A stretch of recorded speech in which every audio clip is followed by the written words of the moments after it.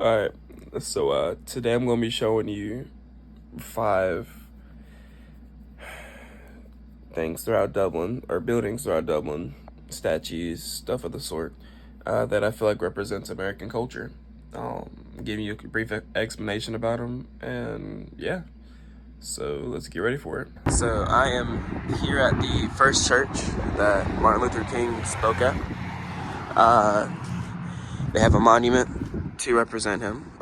The reason why I would say this represents America is because this spot, this one church, was the start of a great movement that he, along with others, pushed for in America. Different time, it was a different time, and they were fighting for something bigger and better.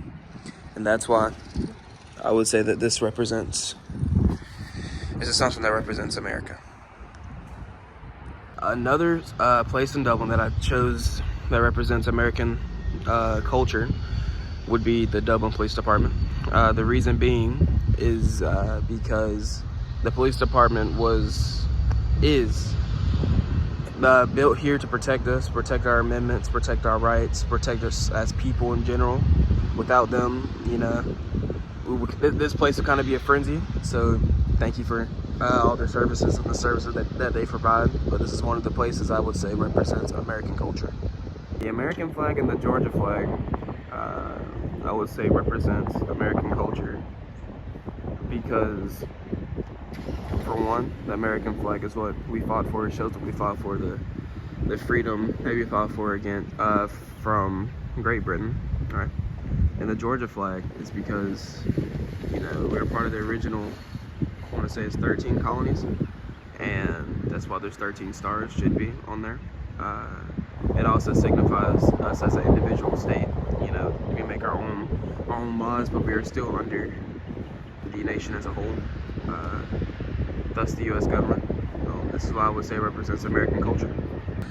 Next on the list, I would say railroad tracks and railroads in general play a huge role in America's history.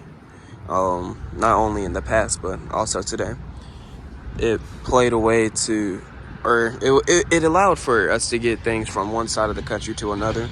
The first transcontinental railway, I want to say it was called, also known as the Pacific Railroad. Was one of the first ever railroads that did stretch across east to west, west to east, to allow for movement of shipment and stuff of the sort.